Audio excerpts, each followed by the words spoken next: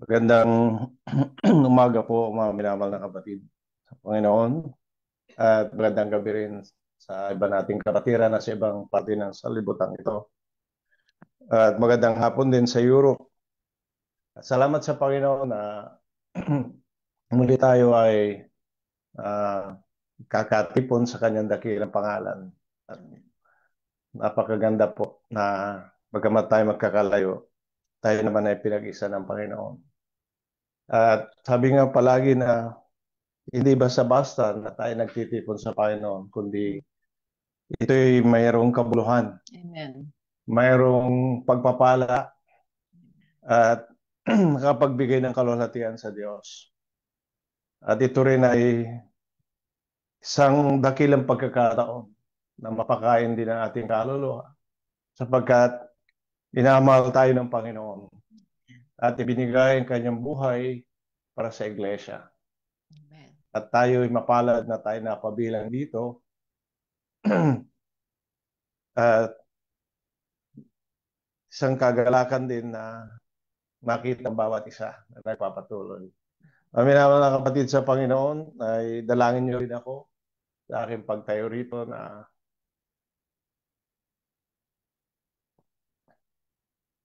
patuloy na makagawang Espiritu Santo sa kalagitnaan natin. Malaya at tayo ay mapangaralan. At dalangin niyo rin ako mga kapatid dahil untik na hindi makatayo. Dahil kahapon nga may sakit. Pero sabi ko, hindi po pwede. Kailangan nating magagawa kung mga bagay na ito dahil sa Panginoon. Amen. At sa ating pagtagal, tayo po natin tumayo. At ating buksan sa Isaiah dito sa chapter 57. Basahin natin dito sa verse 14 hanggang 15. 57, 14, 15. At kanyang sasabihin, iyong patagin, iyong ihanda ang lansangan, iyong alisin ang katitisuran sa lansangan ng aking bayan. Sapagkat ganito ang sabi ng mataas at matayog na tumatahan sa walang hanggan, ng pangalan ay banal. Ako'y tumatahan sa mataas at banal na dako, na kasama rin niya na may pagsisisi at pagpapakumbaba ang loob, upang bumuhay ng loob na nagpapakumbaba at upang bumuhay ng puso na nagsisisi. At sabi po sa English mga kapatid, sabi niya, and shall say, cast you up, prepare the way, take up this stumbling block out of the way of my people. For thus said the high and lofty one that inhabiteth eternity, whose name is holy, I dwell in the high and holy place, with him also that is of contrite and humble spirit, to revive the spirit of the humble, and to revive the heart of the contrite ones. Tayo po sandali manalangin. Ang banal na pangyarihan sa lahat, napurihan ka namin, Panginoon. Pinapasalamatan sa iyong kadakilan sa iyong buhay.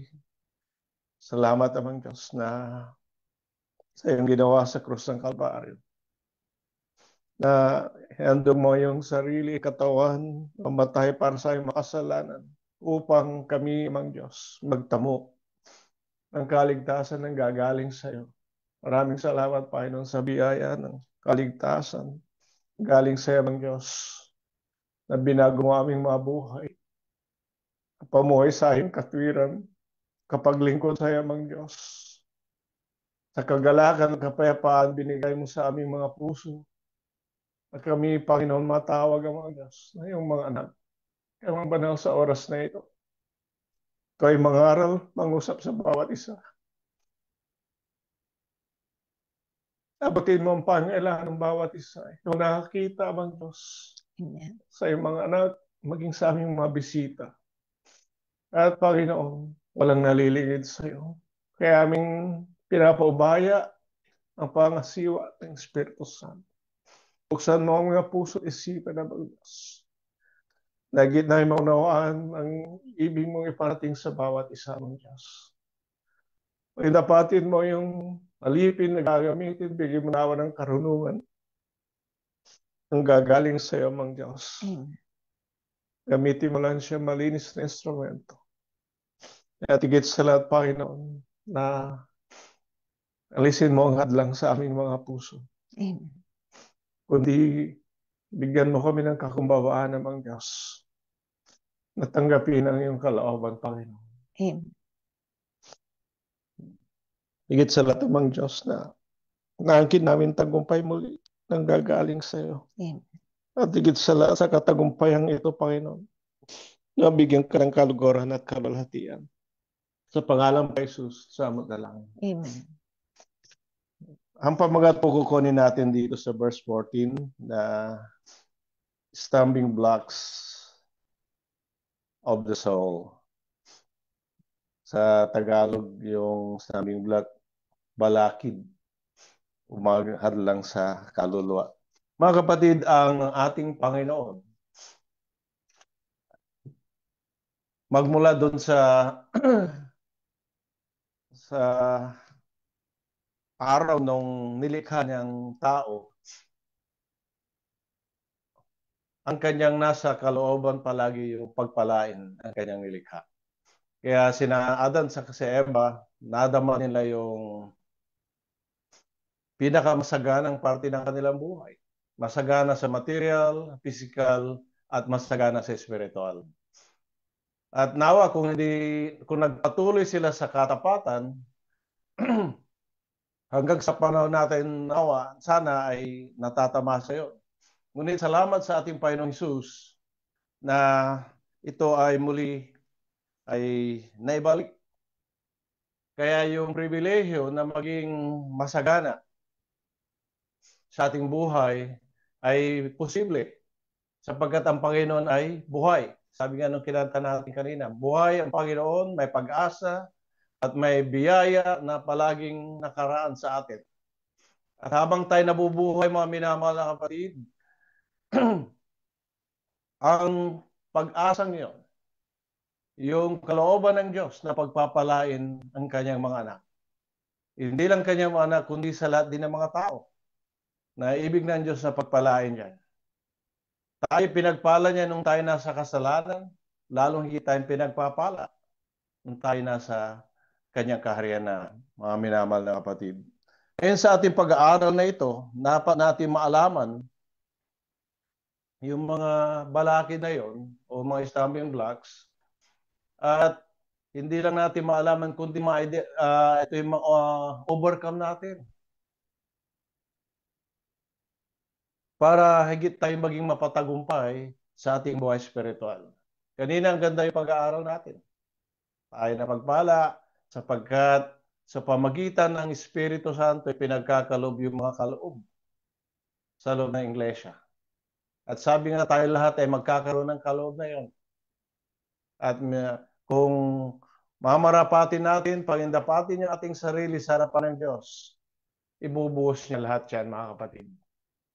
At sabi nga, lalo natin makita na higit na mapagtagumpay ang kanyang iglesia sa lugar na ito. Sa grupo natin dito, sa abroad, mga kapatid, maring malayo tayo sa Pilipinas. Ngunit ang Panginoon hindi man nagkulang sa atin.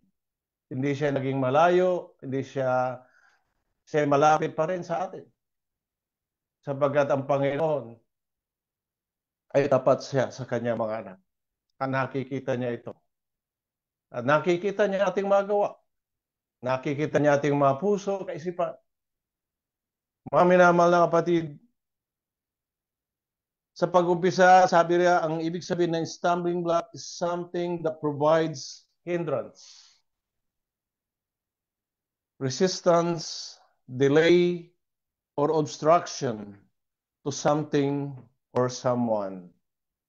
Yan yung something, ilalagay natin mostly sa spiritual. Alam mo ba sa material na buhay, ibig natin na tayo nagsisikap, nagsasacrifice para tayo umasenso. Amen, mga kapatid? Totoo po yun. At kung ikaw ay masipag,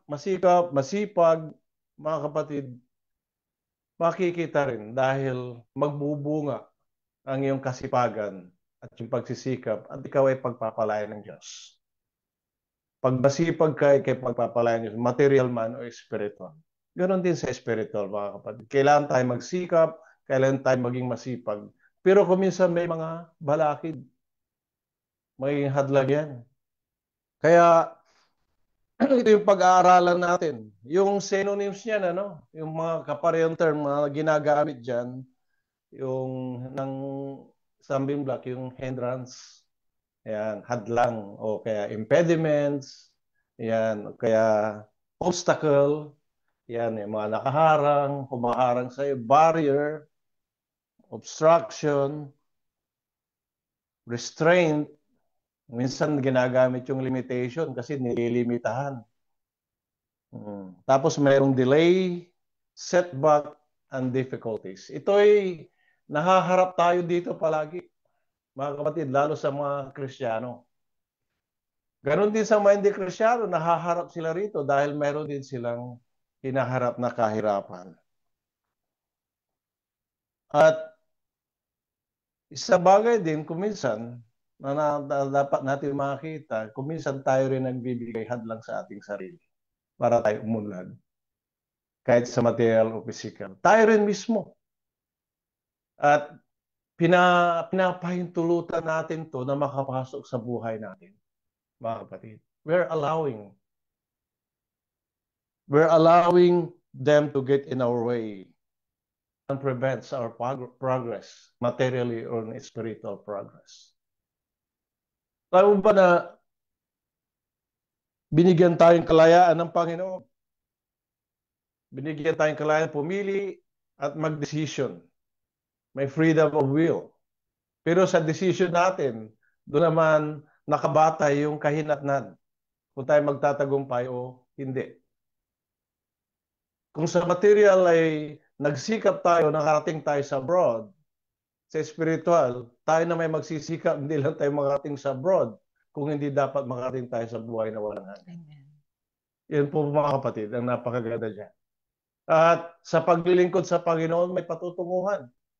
Hindi ito walang kabuluhan na binabaliwala, kung hindi ito ay nagbibigay sa atin ng kagalakan. Nagbibigay sa atin ng inspirasyon sa ating buhay.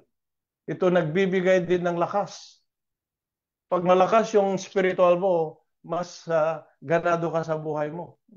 Mas inspired ka. At higit kung inspired ka, lalo ka pa magsisikap, magmamalakas. Kaya ang Panginoon nagagalak.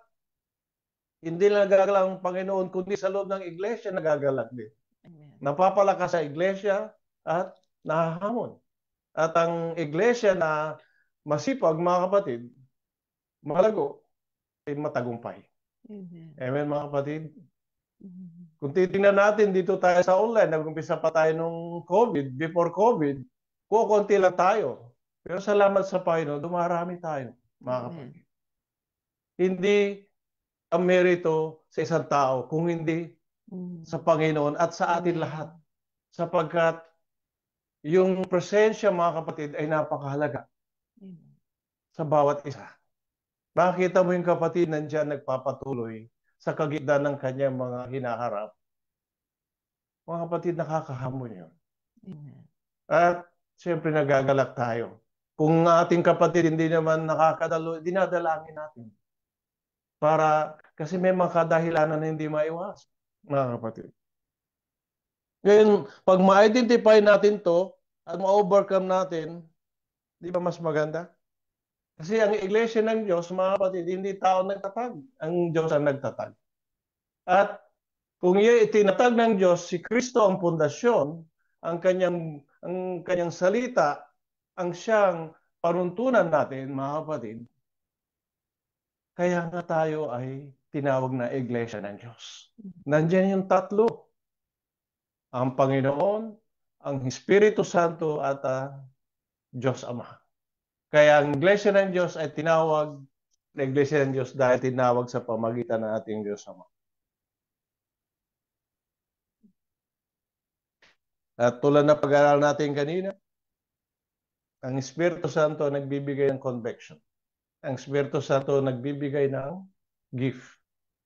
Nagbibigay ng makaloob at may mga dadagdag pa natin yung fruits of the Spirit na dapat makita sa Kristiyano. At ito yung mga napakahalaga. It is very essential to Christian victory. Ngayon, umpisa natin mga kapatid. Ano yung mga stumbling blocks dito? Unang-una na naghahadlang sa paglago espiritual, syempre number one yung sinfulness, yung kasalanan. Ang sinfulness ay hindi sa Panginoon, sa diablo. Sa bawat tao, kaya pinapayag ebanghelyo para sila ay maligtas sa kasalanan upang dumating yung kasaganaan sa kanilang buhay. Hindi lang kasaganaan sa material, physical, kundi sa spiritual. Amen. Ito yung tinutukoy dito. Kaya kung ang tao habang siya ay nasa kasalanan, mga kapatid, hindi siya magtatagumpay sa kanyang buhay spiritual. Salamat sa Panginoon dahil binili niya ang ating kasalanan. Hinandong niya ang kanyang sarili at namatay siya para tayo ay maging mayaman. Siya naging pobre para tayo maging mayaman. Siya naging mahina para tayo maging malakas. Amen. Mga kapatid, binili niya ang kagalingan natin. Yung sakit ng kaluluwa binili niya at maging sa pisikal. Di ba mga kapatid, napakagandang pakinggan yun. At Amen. lalong napakaganda kung ito'y nasa buhay ng isang tao. Na yung pagiging makasalanan mga kapatid, ay wala kang relasyon sa Panginoon. Kundi ang relasyon ay doon sa diablo. Sabi nga, ang nagkakasala ay sa diablo. Sa bagay na ito'y nahayag ang anak ng Diyos upang iwasak ang gawa ng diablo. Mga kapatid, yan ang only remedy is through Christ, where the only name above all names which we can be saved. Walang ibang pangalan ibinigay sa silong ng langit na sukat natin ikaligtas kundi si Panginoon. Doon sa Acts 2:28 ba yun? So, makita natin doon mga kapatid, hindi ang religion. Tao nagkakasya sa religion pero walang kaligtasan. So, anong kabuluhan? Spiritually poor pa rin mga kapatid. At ang pangalawa doon mga kapatid, na dapat natin makita, yung procrastination. Kung bubuksan natin sa Proverbs chapter 13 verse 4, ang tamad ay nagnanasa at walang anuman, ngunit ang kaluluwa ng masipag ay tataba. Bakit procrastination? Pag sa Tagalog yun yung pagpapaliban o pagpapabukas. Sa buhay ng tao, maraming may ugali. Sa Pilipinas, sabi nila, manyana habit. Bukas na lang yan. Sa isang linggo na lang, sa isang buwan. Pinagpapaliban. Kaya pati yung kaligtasan nila na napakahalaga, pinagpapaliban. Procrastination to accept God's offer of salvation. Narinig yung kabutihan ng Diyos, narinig lahat yung ebanghelyo, pero binaliwala yung kaligtasan. Hanggang dumating ang kamatayan, hindi naligtas. Dumating yung sakit, hindi naligtas. Hanggang kunin ng Diyos ang kanyang buhay, hindi siya naligtas. Mga kapatid, tayo nabubuhay lang sa ngayon. Bukas hindi natin alam kung ano ang mangyayari, mga kapatid. Sino nakakaalam kung ano mangyayari bukas, sa makalawa, sa isang linggo, sa isang buwan, sa isang taon? Kundi ang Diyos. Ang nakokontrol lang natin ngayon, sapagkat ito ang ibinigay ng Panginoon sa atin. Sabi nga ng Panginoon, today is the day of salvation. Today. Kasi bukas baka walang second chance. Ngunit ang tao kuminsan matigas. Ngayon sa Kristiyano, mga kapatid, meron din ba procrastination ng Kristiyano? Meron din.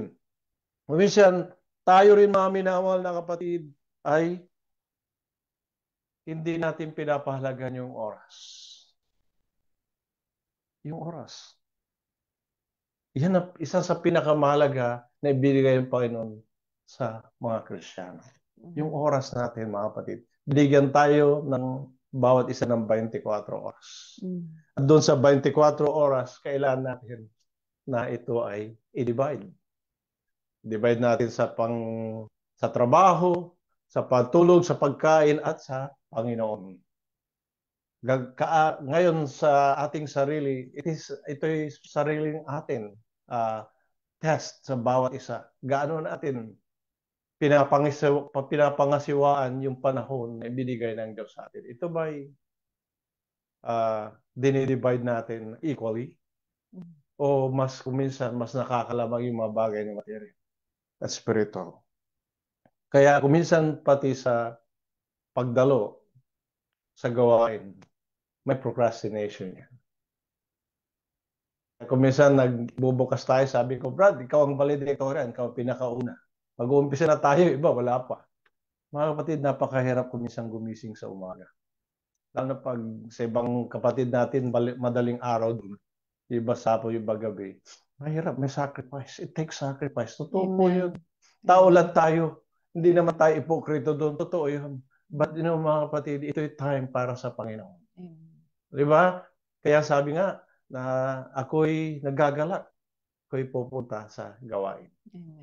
Di ba? Sa loob ng church, iniisip mo, ano na natin? Na-anticipate natin yung pagpapala muli na tatanggapin natin sa Panginoon. Di ba? Napakaganda yun. Kaya, kuminsan kukumbidan tayo sa handaan eh. Alam natin, masasarap ang handa, libre pa. Pupunta rin tayo. Lalo pa kaya sa spiritual natin, mga kapatid. Di ba? Kaya, at nakikita ng Panginoon naman yun yung ginagawa natin. Alam mo ba na hindi naliligid sa Diyos yan? Alam niya lahat yan. At so, mayroong procrastination doon sa oras na yon. At isa pang nakikita ng Panginoon na balakid, yung procrastination sa pagbabasa at pagmimeditate ng salita ng Diyos. Alam mo, isa sa mga tinalakay ng mga pastors yan, yung kuminsan, lalo na sa mga kabataan, pero hindi ko inaano yung kabataan, lahat ng Kristiyano. No? Kuminsan meron tayong nakapokus tayo sa isang bagay, pero lalo na sa mga sa spiritual naman na pag-aaral, pag-meditate, nagkukulang. Diba mga kapatid? Nagiging balakid yun. Paano ka lalago sa kaalaman? At paano ka gagamitin sa Panginoon kung may kakulangan ito? Yung ignorance, sabi nga, dahil sa kakulangan ng pag-aaral at pag-meditate salita ng Diyos. Pero yung wisdom, mga kapatid, tulad pag-aaral natin kanina, paano mo i-apply ngayon yan sa yung practical na buhay, araw-araw? Kaya mga kapatid, kuminsan doon tayo nagkakaroon ng procrastination. At ang bunga niyan, mga kapatid, pag hindi na ano yun, spiritual dryness. Yeah, mga kapatid. Pag palagi kang kumakain ng salita ng Diyos, malago ka, masaya ka, kaya nagagalak ka sapagkat yung kaluluwa mo ay busog na busog ng salita ng Diyos. Pero kung hindi ka palaging nagbabasa, nagme-meditate, hindi napapa yung kaluluwa mo, ay nagpapasting yung kaluluwa, ang tawag doon, napapagod. Kakaroon ng pagtuyo, mga kapatid. At isa pa, yung prayer. Ito yung mga simple lang, mga kapatid, balakid yan. Lagi tayo nagpe-pray. Pero ang Kristiyano, talagang yung prayer niya, ang dami yan.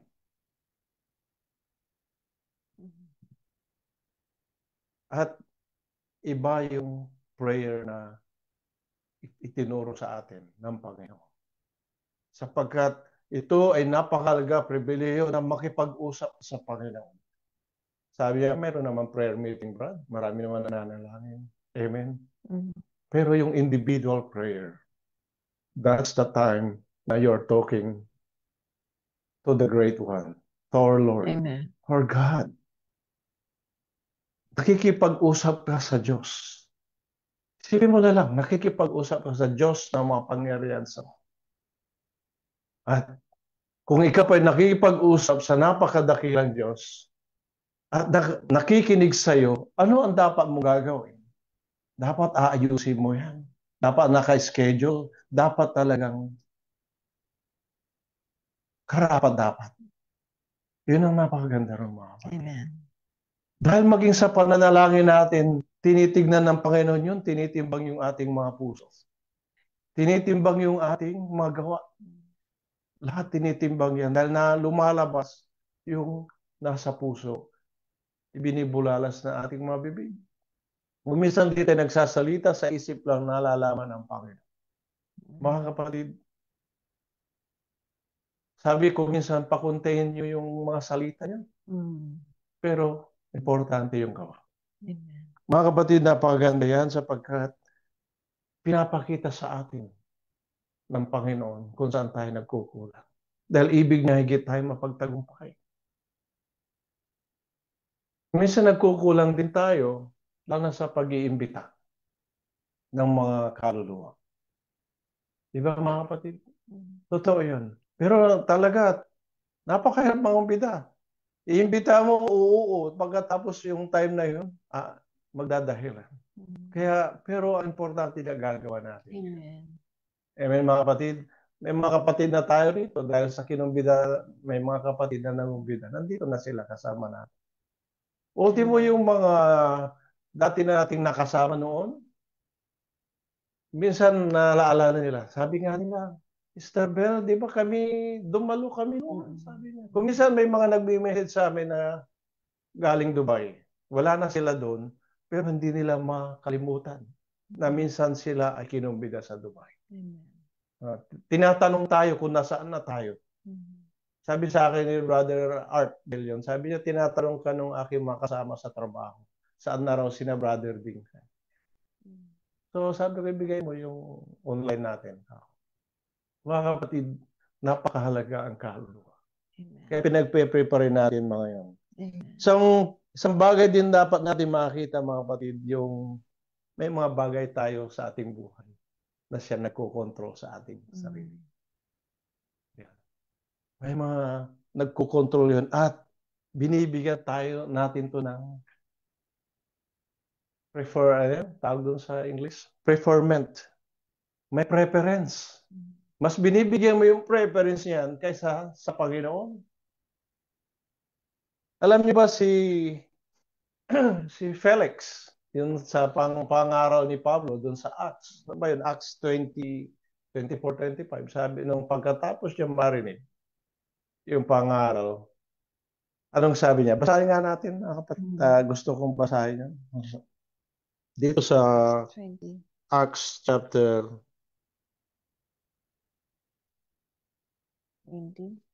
24. Amen.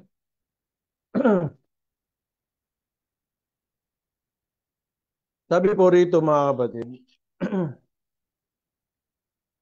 at samantalang siya nagsasalaysay tungkol sa katwiran at sa sariling pagpipigil at sa paghukom na darating ay nangilabot si Felix at sumagot, ngayoy humayo ka at pagkaroon ko ng kaukulang panahon ay ipatatawag kita.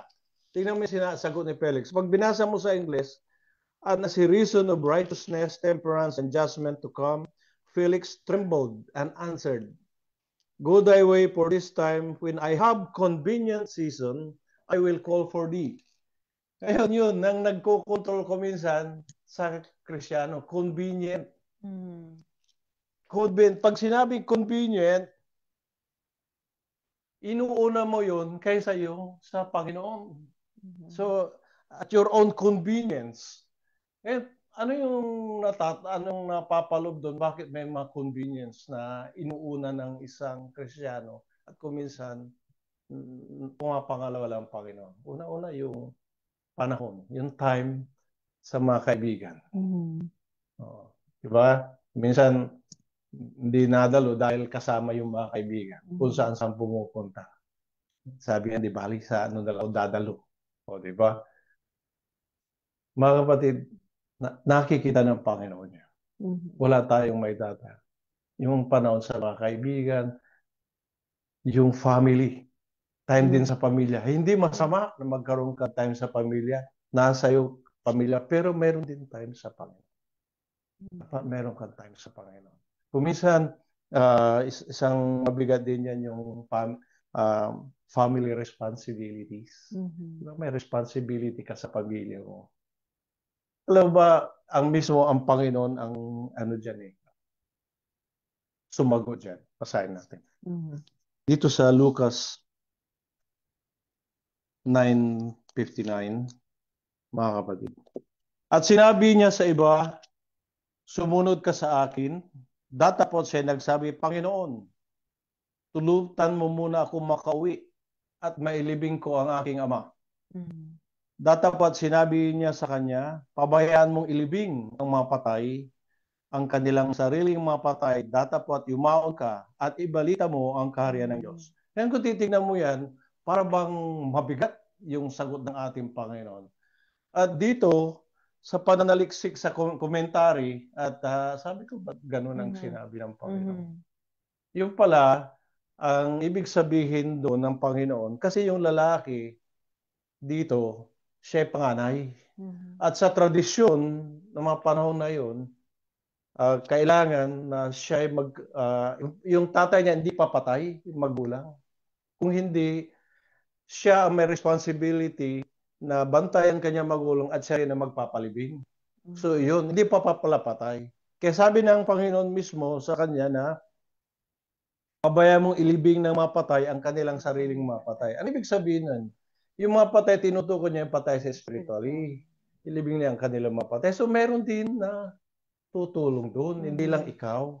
Pero anong sabi ng Panginoon? Na yumaon ka at ibalita mo ang karya ng Diyos. Ibig sabihin, sumunod ka sa akin at yung sa Ebanghelyo ipahayag mo.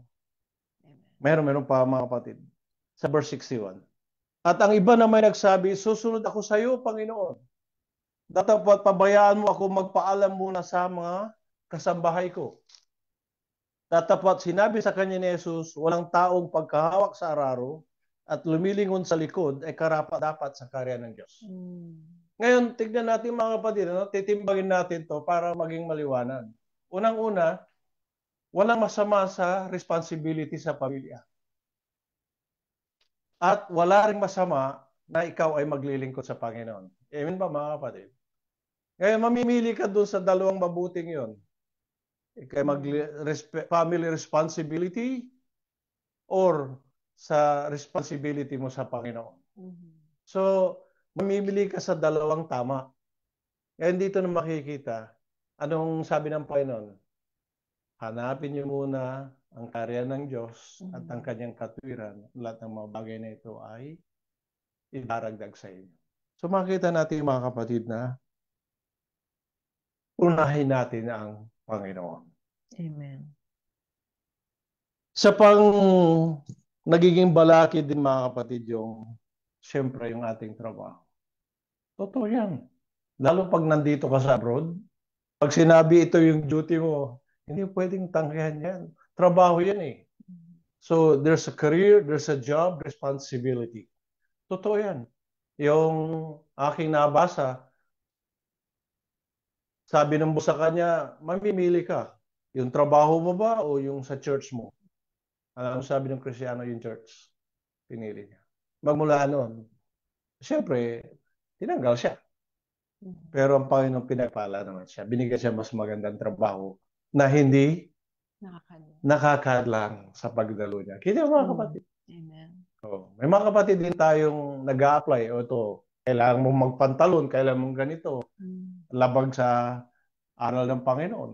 Pero di nila tinanggap. Kasi pag inuna ng Panginoon, siya rin bahala sa iyo. Ngayon din natin ito nilalahad kasi inaano lang natin to na ito yung mga totoong naging hadlang. Kung minsan sa ating trabaho, hindi tayo nakakarating. Kaya ang Panginoon naman, dinadalangin natin ang bawat isa. Iyon ang ating dinadalangin. Lalo na yung mga kapatid natin dito abroad na nakakuha pagkalooban sila ng Panginoon. Ng kalayaan din na every Sunday, kung kailang gawain, nandito sila. Sapagkat mahal natin bawat isa. Alam mo ba sa pamilya, nakakakain kang busog. Yung iba wala. Siyempre, anong feeling nun? Ang Panginoon gusto niya lahat talaga magtatagumpay, mawala yung mga hadlang niya. Amen mga kapatid? Recreation. Kailangan mong magkaroon ng recreation. Sabi nila R&R. rest and recreation. Totoo yan, kailangan natin, napapagod tayo, kailangan natin mag-relax. Magsasummer na rito sa North America, kahit sa Europe, ang ganda ng tanawin. Dapat natin. Pero hindi naman nawa ito maging hadlang na tayo naman ay hindi makadalo sa gawain ng Panginoon. Oh, nandun ka nga, nagse-selfie ka, papadala ka, pero na-miss mo naman yung gawain ng Panginoon. Mga kapatid, di ba, nakakaya sa Panginoon. Tapos tayo mananalangin sa Panginoon. Ito'y napakahalaga yung susunod natin na naging hadlang sa paglagay yung trials and tribulation. Alam mo ba na ito'y pinahintulutan ng Panginoon na dumating sa atin habang ito ay nandito tayo sa lupa. Daranas tayo ng mga pagsubok, mga kahirapan. Ngayon mga kapatid, pag hindi natin to napagtagumpayan, babagsak yung ating pananampalataya. Naging hadlang ito para tayo lumago. Kasi nagkakaroon tayo ng discouragement. Ngayon, anong mga dapat gawin dito? Kasi kung minsan, bakit hindi na pagtatagumpayan yung mga pagsubok na yun? Unang-una yung lack of faith. Kanina napag-aralan natin yung gift of faith, di ba? Lahat ng Kristiyano mayroong tawag kanina ng saving faith. Pero yung gift of faith, ito yung gift. Ibig sabihin, yung iba mag-struggle, pero yung may gift of faith, hindi siya mag-struggle, mag-overcome siya. Ngayon, ang nangyayari pag sa lack of faith, ang resulta nun, nagkakaroon ng unbelief. Bakit ganon? Hindi mawala-wala yung aking problema. Pero the more na maintindihan mo yung dumarating sa yung pagsubok, the more na magiging comfortable ka dahil ikaw, yung faith mo nakatingin sa Panginoon, sa kapangyarihan ng Diyos. Kasi ito ibinigay para tayo maging reliant or dependent sa Panginoon. Para tayo ay mapatatag sa pananampalataya. Hindi para tayo manghina. Mga kapatid. Sabi ni Brother Berto kanina, parang ginto. Na tayo sinusubok sa apoy. Yung ginto, susubukin sa apoy para mawala yung impurities. Para lalabas yung purong ginto. Ganon din tayo. Sinusubok tayo para lalo tayo maging pure, malinis, at maging matatag. Amen. Dahil sa bawat pagtatagumpay natin, may kaakibat yan na pagsubok. Paano tayo itetest? Paano natin malalaman kung saan tayo nakatayo kung walang test? Mga kapatid, sa pag-aaral nga kailangan mong test para makapasa ka, para ibigay sa iyo yung diploma or certificate. Ngayon, kung hindi ka pumasa, di bagsak. Ganon din sa spiritual, mga kapatid. At higit na mas mahalaga yun. O nakapasa ka nga sa lahat ng pamantayan ng tao, pero sa Panginoon. Mga kapatid, at tandaan nyo mga kapatid, ang Panginoon, pag nagbigay, sabi nga ng pagsubok, bibigay niya yung makakaya natin. Kakibat ang biyaya. Kakibat ang paraan ng Panginoon para tayo ay magtagumpay. Isang bagay na dapat makita natin doon, huwag tayong matakot. Ngayon, ang nangyayari, yung takot, kuminsan nauuna sa atin kaysa yung pananampalataya. Parehos na letra umpisa niyan, fear at saka faith. Pero yung faith, mas 5 letra yun. Yung fear, 4 lang. Huwag tayong matakot. Dahil ang kailangan natin na magtiwala lang sa Panginoon. Yung kalaban, siya naglalagay ng takot sa atin.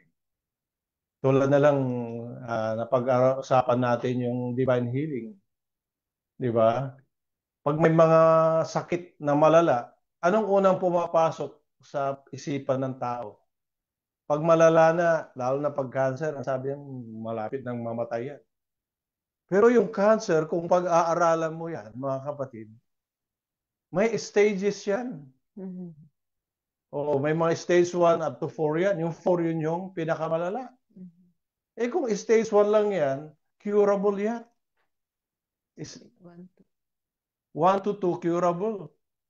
Yung 3 and 4, yun na yung malala. Pero sa Panginoon, meron May pang pag-asa. possible pa rin na siya ay gumaling. Amen. Ngayon, ang unang ipapasok yun, ay, may cancer na ako, mukhang lapit na mamatay, lalo kang maghihirap, mga kapatid. Lalo kang magkakasakit, mga kapatid. Kaya, kung may cancer sa physical, meron din cancer sa spiritual. At iyon ang ipinapasok ng diablo sa iyo para ikaw ay matakot. Tandaan natin, ikaw ay naligtas na sa kasalanan. Ikaw ay anak ng Diyos. Ikaw ay kabilang sa pamilya ng Diyos. Hindi ka ba titingnan ng Panginoon? Hindi ka ba i-care? Hindi ka ba poproteksyonan ng Panginoon? Mga kapatid, God will take care of you. Amen. Your needs. He knows your situation, mga kapatid. He knows your fears, your anxieties. Magkakaroon ng anxiety kaya hindi ka makatulog. Tandaan natin kung sinasampalatayan natin ang salita ng Diyos, hindi tayo magkakaroon ng anxiety. Ang nangyayari, idinadalangin ka, nagbabasa kang Biblia, pagkatapos hindi mo inaalis, dapat ibinibigay mo sa Panginoon yan. O bakit pag pumunta ka sa hospital, magpapadoktor ka, o ano bang nararamdaman mo? Ito, doktor, masakit ang aking dibdib. O sige, tingnan natin. Kayo na po bahala, doktor. O, diba? Minsan may pumunta sa sa pharmacy. Sabi nung may sakit, bigyan mo nga ako ng gamot para sa sakit ng ulo. Sabi niya, masakit palagi yung ulo ko. Sabi nung pharmacist, akin na yung prescription mo. Sabi nung pasyente, hindi ko dala yung prescription, gusto ko lang mapagaling ako. Di ba dapat din yun ang ano natin sa Panginoon? Na tayo mapagaling. Hinihiling natin yun eh. O napagaling ka sa physical, yung spiritual mo rin dapat mapagaling. Amen. Kaya yung sa James chapter 5, yung ipatawag mo yung mga elders, nakalagay doon, dual na healing, yung physical at saka spiritual. Doon natin makikita yung pagpapagaling ng Panginoon. Mapagaling ka nga naman sa sakit mo, bumalik ka naman sa kasalanan, spiritual. May mga ganun eh. Kung kailan sila napagaling, nakalimutan nila ang Panginoon. Mga kapatid, isang bagay din naging balakid din yun, yung mga may amnesia, spiritual amnesia. Alam mo, pinagpala ka ng Panginoon sa buhay mo, materially, physically. Tapos, kung kailan ka umasenso, kalimutan mo ng Panginoon. Mas pinili mo yung barkada mo. Mas pinili mo bumalik sa bisyo, sa dati mong ugali. Kaya nga sabi ng Panginoon, kung kayo ay, alam mo yung magsasaka, na nagsasaka, nakatingin siya diretso, hindi siya lumilingon doon. Alam niyo kung bakit? Kung makita mo yung magsasaka, dire-diretso yung pinaplow niya. Bakit? Para nakatingin siya sa isang point. Sa Kristiyano, tayo nakatingin kanino? Sa Panginoon. O para diretso tayo. Sabi ng Panginoon, kung ikay lumilingon, hindi ka makakarating. Hindi ka makakasunod sa kanya. Di ba si Mrs. Lot? O, lumingon siya. Sabi sa kanila, dumiretso ka eh. Huwag kayong lilingon, lumingon siya. Mga kapatid, marami pa rin ang Mr. and Mrs. Lot. Saka panawala natin. Lumingon, ano nangyari? Napahamak. Mga kapatid, mga balakid yan. Ngayon, tingnan natin dito sa Romans 8, chapter 14. Sabi po rito,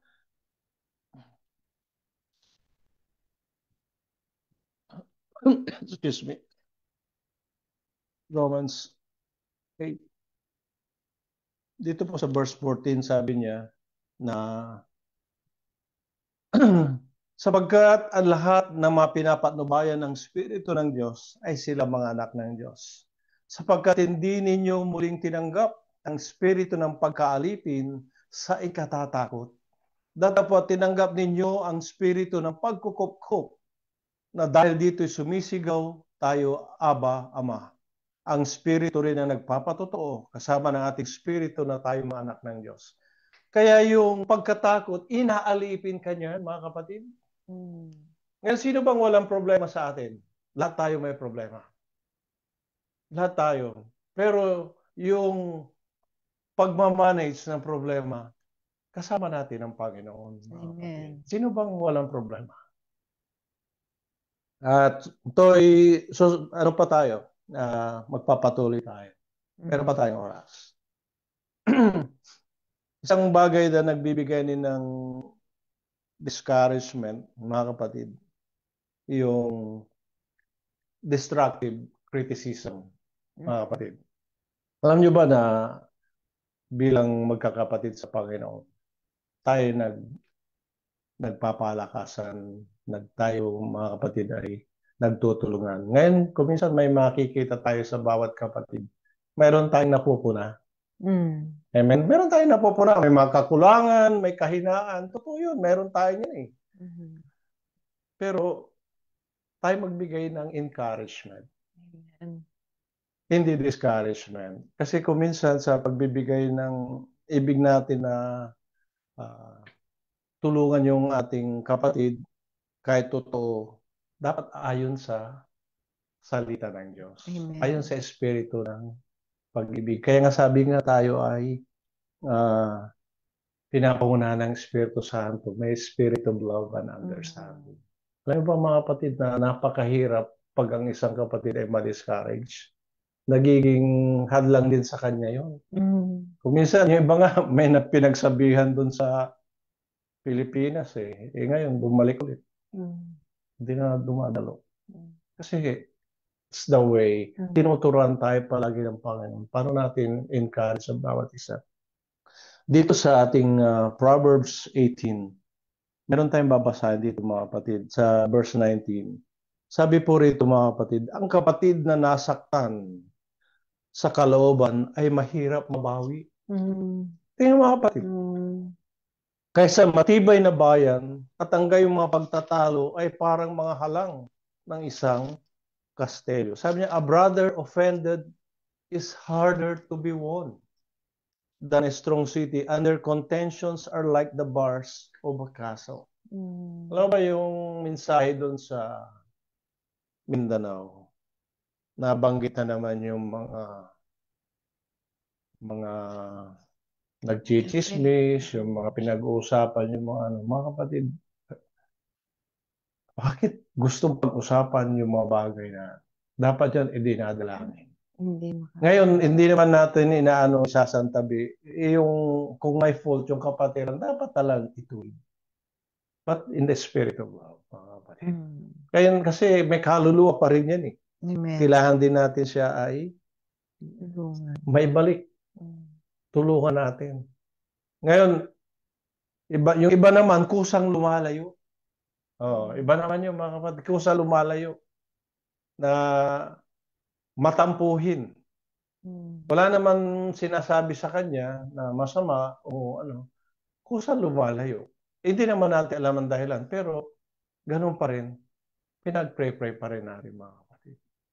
Alam mo ba na tayo rin ay nakaranas din niya, tayo rin ay dating malayo sa Panginoon. Pero pinag-pray din tayo nakapanumbago. Amen. In a means, tayo dati nasa kasalanan. Diba? At saka, nakaranas din tayo ng panghihina. Sino bang hindi nakaranas ng hindi panghihina? Diba? May pagkukulang. Hindi naman tayo perfecto. Diba, mga kapatid? Amen. Kaya tatandaan natin yan na sabi nga sa Biblia na kayo mag-ingat na kung kayo nakatayo, baka kayo ay mabuwal din o matumba. Maaaring malakas ka ngayon, di mo alam bukas. So, that's a part. But, ang tandaan natin, ito yung magiging balakid, mga kapatid, sa paglago din ng Espiritu. Yung destructive criticism. Ang opposite nun, yung constructive. Constructive, nagko-construct ka, you're building a spiritual life. You're building his faith. Kailangan yun i-build up. Kinakailangan din na kung sino yung may problema, lalo siyang tinutulungan. Amen. Amen, mga kapatid. At isang bagay din na dapat ito'y mawala yung pride. mga kapatid, alam mo yung sa iglesia may mga elders at may mga youngers, yung mga kabataan at sa mga pag tinawag mo kasi elders, hindi yun nasusukat sa edad, nasusukat sa spiritual maturity. Tandaan natin, yun ang elders. At maaring bata pa pero mature na sa spiritual. So, mga kapatid, kung minsan may makita tayong pride yan na umiiral. Pag sinabi mo kasi ang pride, ang napapakita yung sarili. Ikaw yung magaling, ikaw ganyan. At higit sa lahat, kung ikaw na yung sarili nakikita mo, yung iba nababaliwala. Pero mga kapatid, tandaan natin tayo ay umaattend ng fellowship, umaattend tayong prayer meeting sa pagtitipon. At tayo ay kumakanta sa Panginoon na pero nakikita ng Diyos yung ating puso. Tandaan niyo mga kapatid. At ayaw ng Panginoon yan na meron kang pride. Kasi one of the sign of spiritual progress is humility. The more you are matured, the more you are humble. And dito sa Proverbs chapter 13 verse 10, sabi niya, sa kapalaluan, ang dumarating ay pagtatalo lamang. Ngunit ang karunungan ay nangasa, nangaturoang maigi. Only by pride cometh contention, but with a will advised is wisdom. Kaya pag may pride, may pagtatalo. Kaya sa loob ng iglesia, hindi maganda, lalo na pag naka-online ka, nagtatalo kayo, nagdidebate. Kaya sabi nga tayo magkaroon ng pagkakaisa at pagkakaisa sa religion, ay sa doktrina, sa pananampalataya, sa Panginoon. May pagkakaisa. Ngayon, pag nakita mo na yon, dapat makita natin ating sarili. Kung minsan hindi aware yung kapatid natin na ganito siya magsalita. Pero kung minsan nami-misinterpret din kanyang pagsasalita na prideful. Dapat tayo rin makita rin natin yung ating sarili. Di ba? Kasi meron tayong self-examination. At alam niyo ba na sino ang magaling dito sa iglesia? Panginoon lang, mga kapatid. Ang Panginoon lang. At kung ang Panginoon natin ay siya lang magaling, sana ang Diyos lang magaling. At siya mapagpakumbaba. Sino tayo na magmataas? Natandaan natin, lahat ng gifts ay galing sa Panginoon. Lahat ng kaloob. There are diversities of gift and ministry. There are diversities of operation. Hindi tayo dapat pagpawala kaya. Amen. Kaya nga sabi ko nga, matatapos yun, mawawala yan, mga kapatid. At binigay ng Panginoon sa atin yan for God's glory. Amen. For edification of the church. To accomplish the will of God. Mga kapatid. At higit sa lahat, ano yun? Para mapapala rin ng mga kapatid. Alam mo ba na ang isang kapatid na ginagamit ng Panginoon at may kaloob, pagpapala yan sa loob ng iglesia. Yung pagpapaliwanag, Sunday school, lahat ng mga yan.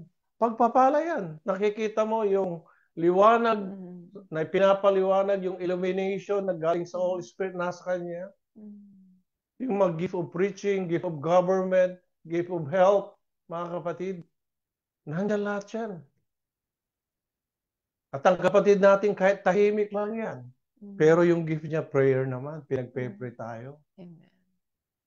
Kaya tayo kabilang sa isang katawan, mga kapatid, wala tayong dapat ipagmalaki sapagkat kailangan natin ang bawat isa.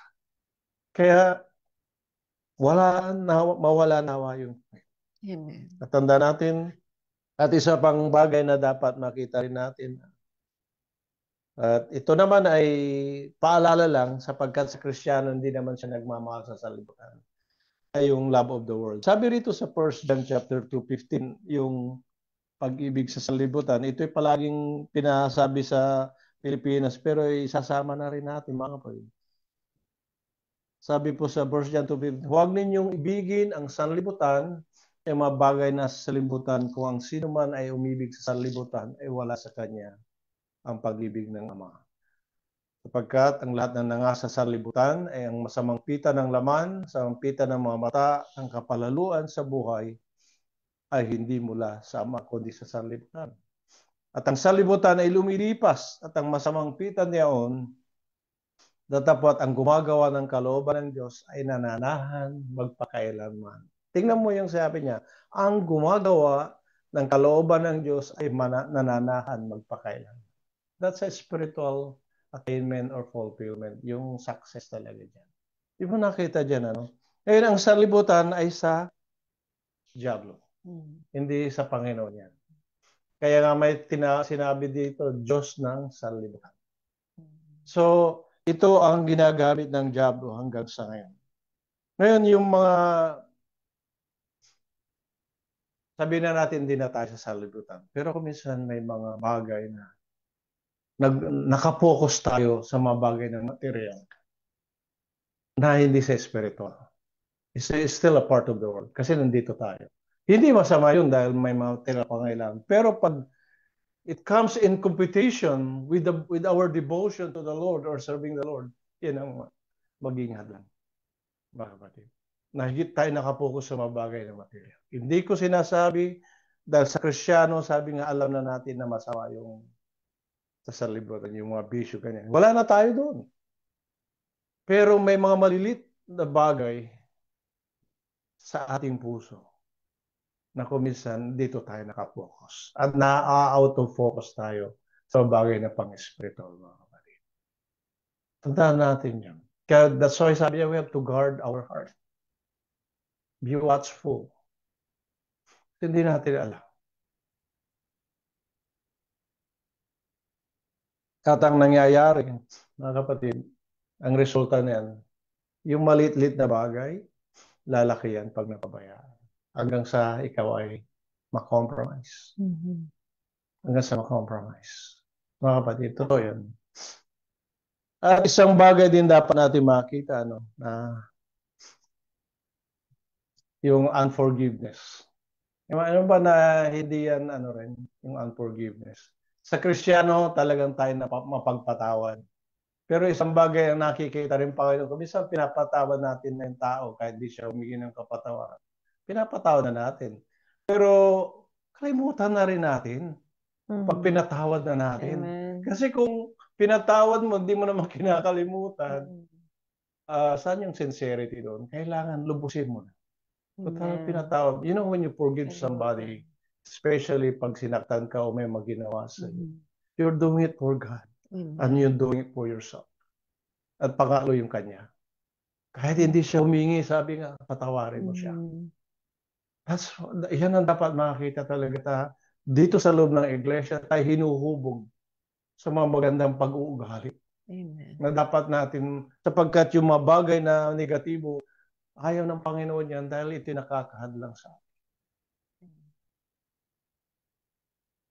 Kagabi nga nung mayroon akong sakit, kagabi masakit yung lalamunan ko at para akong tatarkasuhin, mabigat lahat.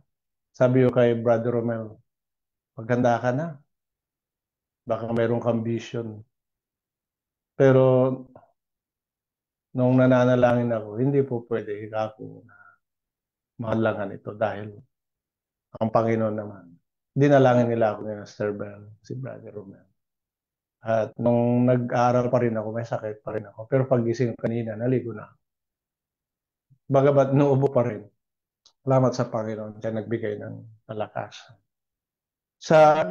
At pinapasalamatan ko, Panginoon, sa kabutihan niya. Kaya tayo nakakayanan natin lahat. At isang pinakahuling dapat maano natin, mga kapatid, na ito iiwanan ko lang sa inyo na dito sa 1 Corinthians chapter 10 verse 13. 1 Corinthians, sabi po rito, hindi dumating sa inyo ang anumang tukso, kundi yung matiitis ng tao na tapat-tapat ang Diyos na hindi niya itutulot na kayo tuksoin na higit sa inyong makakaya. Kung di kalakip din ng tukso, ay gagawin naman ng paraan ng pag-ilag upang ito ay iyong matiis. Ngayon mga kapatid, bilang panghuli, no, kung meron man tayong sa oras na ito, na feel natin o naranasan natin na ito naging hadlang para tayo higit pang maging malago sa spiritual o naging hadlang sa paglilingkod natin sa Panginoon. Kailangan ibigay natin sa Panginoon. You have to turn it over to God. Ibigay natin sa Panginoon.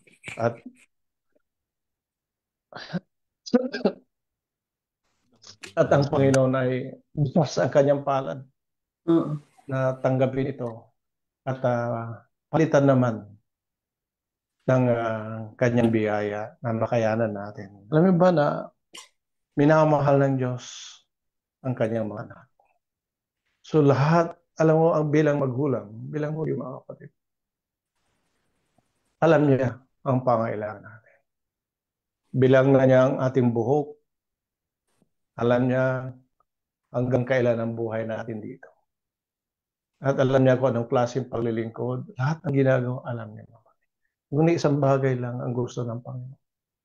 Na tayo maging matapagtapat sa Kanya. Maging matapat tayo. Pakamahalin natin siya, mga kapatid. Amen. At not only a faithful Christian, but to be a fruitful Christian. Maging mabunga, mga kapatid. Kaya nga, mayroong tinatawag na, alam mo yung tawag doon sa puno, pinuputol yung mga baling sanga. Ano ba yung sa agriculture term nun? Pruning, yan. Pruning para lalong magbunga. May pruning na tinatawag. At iyon ang inaalis ng Panginoon. At to be a faithful, you should become fruitful at huli yung maging victorious. Mga kapatid, sabi ron sa binasa natin, sabi rito, ulitin ko bilang huli, ano man ang iyong ginagawa, ay yung gawin ng buong puso na gaya ng sa Panginoon at hindi sa mga tao. Yamang inyong nalalaman na sa Panginoon ay tatanggap ninyo ang ganting mana sapagkat naglilingkod kayo sa Panginoong Jesucristo. Mga kapatid, yun po ang ibig sabihin na sabi ko nga, hindi walang kabuluhan. Ating pagtitipon, tayong paglilingkod, lahat ng ginagawa natin sa Panginoon. Ngunit sabi nga rito na gawin natin to ng buong puso. Amen. Gawin natin sa ikaluluwalhati ng Diyos. Gawin natin para sa kanyang iglesia, para sa ating mga kapatid. Magagawin natin to sa ating mga mahal sa buhay, mga kapatid. Alam mo ba na pagpapala ang Kristiyano kahit saan siya? Kaya kung sabi ko nga kung may kapatid kang Kristiyano alam mo sa buong pamilya niya, papangaral niya yung kabutihan ng Diyos, kaligtasan. Kaya may yung mga kapatid ko minsan inakagalitan niya dahil sabi niya tumanggap na sa Panginoon. Pero hindi nila alam siya palang gagamitin ng Panginoon para sila rin ay maliligtas. Mga kapatid, pagpapala ang buhay ng Kristiyano at higit sa lahat, ang Panginoon nalulugod ang Diyos sa ating mabuhay. Kaya higit pa nating bigyan ng kaluguran ng Panginoon. Alam ba na sa Kanya tayo nabubuhay? Amen. Sa Kanya tayo humihinga. Lahat ng ating pangailangan galing sa Kanya. At higit sa lahat, nakalaan na yung ating buhay doon. Yung pangako niya ng buhay na walang hanggan, sino ang magtapat hanggang sa wakas. Mga kapatid, kung minsan may sakit, may problema, ang buhay natin ganyan, may hangganan yan. Maaaring dumating tayo ng 100 years, 90 years, o anuman age. Pero hanggang doon lang tayo. Pero mayroong buhay na walang hanggan na naghihintay sa atin. Kaya mga minamahal na kapatid, mawala lahat yung mga stumbling block, mga hindrances yan. Upang tayo higit na mapagtagumpay sa ating buhay, lalo sa ating buhay spiritual. To God be the glory. Dahil balik ko na kasi sa